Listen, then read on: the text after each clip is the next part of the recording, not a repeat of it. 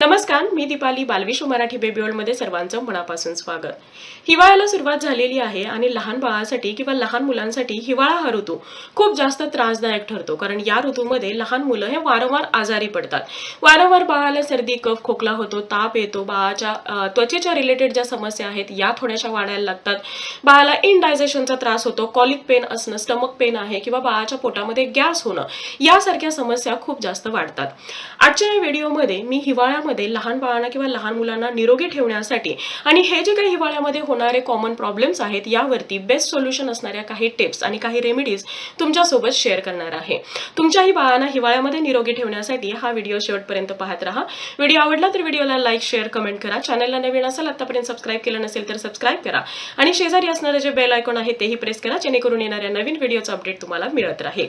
वळूया आपल्या आजच्या टॉपिककडे. हिवाळ्याच्या दिवसामध्ये वातावरणामध्ये झालेला हा जो काही ड्रास्टिक चेंज आहे, हवेमध्ये आलेला थंडावा असेल किंवा कोरडेपणा आहे, प्रदूषण आहे किंवा लहान मुलांची जी नाजूक असलेली इम्युनिटी, नाजूक असलेलं डायजेशन आहे, यामुळे हिवाळ्यामध्ये लहान बाळ किंवा लहान मुलं हे वारंवार आजारी पडतात.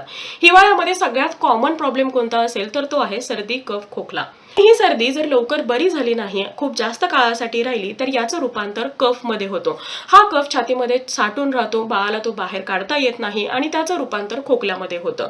त्यामुळे सर्दी, कफ आणि खोकला हे जे तिन्ही आजार आहेत हे सलग एकत्र बाळाला येतात आणि याचा त्रास लहान मुलांना किंवा लहान बाळांना हा खूप जास्त प्रमाणामध्ये होतो. हिवाळ्यामध्ये लहान बाळांना किंवा लहान मुलांना सर्दी, कफ, खोकला होऊ नये म्हणून काही छोट्या छोट्या गोष्टी तुम्हाला लक्षात घ्यायच्या आहेत. हिवाळ्याच्या दिवसामध्ये संध्याकाळी किंवा खूप लवकर जी हवा आहे ही खूप थंड असते आणि हा जो काही थंडावा आहे हा लहान बाळांना, लहान मुलांना सोसत नाही आणि त्यामुळे लहान बाळांना किंवा लहान मुलांना खूप लवकर किंवा खूप रात्री घरातून बाहेर काढायचं नाही. काही कारणामुळे तुम्हाला घरातून बाहेर पडावं लागत असेल तर बाळाचे कान, बाळाची छाती, बाळाचे तळहात आणि तळपाय हे उबदार राहतील याकडे तुम्हाला लक्ष द्यायचं आहे.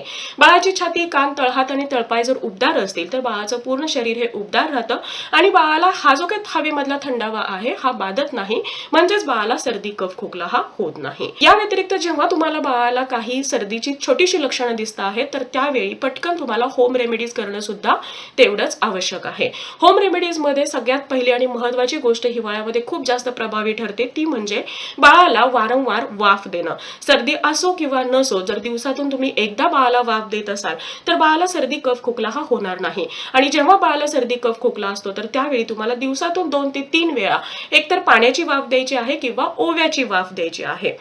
ही जी वाफ आहे यामुळे बाळाचा जो काही साठलेला कफ आहे हा वितळायला मदत होते, तो बाहेर पडतो आणि हा कफ साठून राहिल्यामुळे जो काही खोकला होणं आहे किंवा सर्दी खूप जास्त काळ टिकणं आहे यासारख्या समस्या येत नाहीत. मुलं जर मोठी असतील तर अशा वेळी बाळाच्या आहारामध्ये तुम्हाला जे काही नॅचरली गरम असणारे जे पदार्थ आहेत, म्हणजे लसूण आहे किंवा आलं आहे, हळद आहे, काळी मिरी आहे, लवंग आहे, यासारख्या गोष्टींचा समावेश करायचा आहे. ब्रेस्ट फीडिंग मदरच्या बाबतीमध्ये मदरनी या सगळ्या पदार्थांचा तिच्या आहारामध्ये जर समावेश केला तर बाळाला मिळणारे जे दूध आहे हे सुद्धा पौष्टिक येतं आणि बाळाची इम्युनिटी वाढायला मदत होते. हिवाळ्याच्या दिवसामध्ये लहान बाळामध्ये किंवा लहान मुलामध्ये, स्पेशली जे ब्रेस्ट फीडिंग बेबी आहेत, अशा बेबींच्या बाबतीमध्ये मुलांना गॅसचा प्रॉब्लेम हा खूप जास्त जाणवतो. बाळ हा वारंवार ओमिटिंग करतो, बाळाला जुलाब लागते, बाळ व्यवस्थित ब्रेस्ट फीडिंग करत नाही किंवा बाळाचं जे रुटीन आहे हे पूर्णतः डिस्टर्ब होतं. बऱ्याच वेळा बाळाला जेव्हा गॅस होतो किंवा बाळ हा सतत ओमिटिंग करत असतो, जुलाब लागतात किंवा बाळाच्या पोटामध्ये पेन होत असतात, कॉलिक पेन स्पेशली, तर त्यावेळी बऱ्याचशा पालकांच्या मला कमेंट्स येतात की बाळाला ग्राईप वॉटर देऊ शकतो का, हे कितपत सेफ आहे. लक्षात घ्या, ग्राईप वॉटर बाळाला देणं हे आपण कधीच नाकारत नाही, तुम्ही ते जरूर देऊ शकता. सध्याच्या काळामध्ये बरेचसे असे ग्राईप वॉटर आहेत की जे gripe water totally alcohol free आहे, जे आयुर्वेदिक आहेत किंवा ज्यामध्ये शुगरचं कंटेंट जे आहे हे अगदी कमी प्रमाणामध्ये आहे. तर असं जे ग्राईप वॉटर आहे हे तुम्ही बाळाला देऊ शकता. बाळाच्या आवश्यकतेनुसार, बाळाच्या गरजेनुसार तुम्हाला हे ग्राईप वॉटर बाळाच्या एज नुसार योग्य त्या क्वांटिटीमध्ये तुम्हाला देणं हे अपेक्षित असतं, ज्यामुळे बाळाचे होणारे हे जे काही त्रास आहे किंवा प्रॉब्लेम्स आहेत हे सॉल्व्ह व्हायला मदत होईल. नंतरचा पुढचा प्रॉब्लेम जो हिवाळ्यामध्ये वारंवार लहान मुलांना होतो ते म्हणजे व्हायरल फीवर. हे टोटली कॉमन आहे, नॉर्मल आहे. हवेमध्ये जे काही एक दूषितपणा आलेला आहे, थंडावा आलेला आहे किंवा बाळाच्या शरीरामध्ये जे काही इन्फेक्शन चालू आहे त्या विरुद्ध फाईट करण्यासाठी बाळाचं जे शरीर आहे हे थोडंसं टेम्परेचर वाढवतं आणि ज्यावेळी बाळाला ताप हा येऊ शकतो. यासाठी तुम्हाला काही होम रेमेडीज करणं सुद्धा आवश्यक आहे. ही रेमेडी करण्यासाठी तुम्हाला 2 चमचे मोहरीचं तेल घ्यायचं आहे. हे मोहरीचं तेल तुम्हाला गरम करायचं आहे आणि या गरम तेलामध्ये अर्धा किंवा 1 चमचा लसणाची पेस्ट घालायची आहे. ही पेस्ट व्यवस्थितरित्या तेलामध्ये मिक्स करून घ्यायची आहे. यानंतर हे जे तेल आहे हे तुम्हाला थंड किंवा नॉर्मल रूम टेम्परेचरला आणायचं आहे. त्यानंतर गाळून घेऊन या तेलाची बाळाला मालिश करायचं आहे किंवा मसाज द्यायचा आहे. स्पेशली बाळाच्या पाठीला, बाळाच्या तळहाताला किंवा तळपायांना आणि छातीला मसाज द्यायचा आहे. या मसाजमुळे बाळाच्या शरीराचं जे टेम्परेचर आहे हे रेग्युलेट होतं. बाळाचा ताप हा लवकर कमी यायला मदत होते. लहान बाळांना किंवा लहान मुलांना ताप येणं हे नॉर्मल असलं तरी सुद्धा हा जो ताप आहे हा ताप 1 दिवसापेक्षा म्हणजे जास्तीत जास्त 24 तासांपेक्षा जास्त काळासाठी जर राहत असेल तर त्यावेळी तुम्हाला योग्य ती वैद्यकीय मदत घेणं किंवा डॉक्टरांचा सल्ला घेणं आवश्यक असतं. या व्यतिरिक्त हिवाळ्याच्या दिवसामध्ये लहान बाळाच्या किंवा लहान मुलांच्या बाबतीमध्ये मुलांच्या त्वचेच्या समस्या या खूप जास्त वाढतात.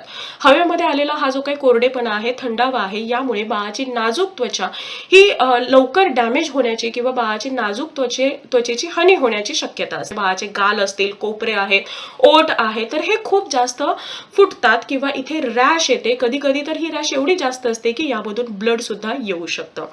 अशा वेळी बाळाची त्वचा ही मऊ ठेवण्यासाठी, मुलायम ठेवण्यासाठी तुम्हाला रेग्युलरली एखाद्या चांगल्या तेलाने, शक्यतो जे जाड टेक्स्चरचं, थिक टेक्स्चरचं जे तेल आहे, ऑलिव्ह ऑइल असेल किंवा कोकोनट ऑइलने सुद्धा तुम्ही बाळाच्या डेली दिवसातून 2 वेळा पूर्ण बॉडीचा मसाज करायचा आहे. यामुळे त्वचेला एक प्रकारचं पोषण मिळतं, त्वचा ही निरोगी, तजेलदार राहायला मदत होते, त्वचेमधला जो ओलावा आहे हा टिकवून राहायला मदत होते. या व्यतिरिक्त बाळाचे जर गाल फुटले असतील, बाळाचे कोपरे फुटले असतील, ओठ फुटले असतील तर तिथे तुम्ही बाळाला कच्चं जे दूध आहे तर त्याने सुद्धा मसाज करू शकता किंवा ते कच्चं दूध लावू शकता. याशिवाय मुलं मोठी असतील तर तुम्ही पेट्रोलियम जेली सुद्धा लावू शकता, तुम्ही तूप सुद्धा लावू शकता, तुम्ही ब्रेस्ट मिल्क सुद्धा तिथे लावू शकता. हे सुद्धा खूप जास्त फायदेशीर ठरतं, विशेषतः बाळाचे ओठ किंवा गाल फुटले असतील तर त्यावेळी. हे काही कॉमन विंटर्स मध्ये लहान बाळांना किंवा लहान मुलांना होणारे प्रॉब्लेम्स होते. आय होप आजच्या व्हिडिओमध्ये तुम्हाला या सर्व प्रॉब्लेमचे सोल्युशन मिळाले असतील, टिप्स मिळाले असतील आणि ह्या होम रेमेडीज या हिवाळ्यामध्ये तुमच्या बाळाला निरोगी आणि तंदुरुस्त ठेवण्यासाठी कामी येतील. So thank you so much for watching this video. Bye bye. See you soon with new topic.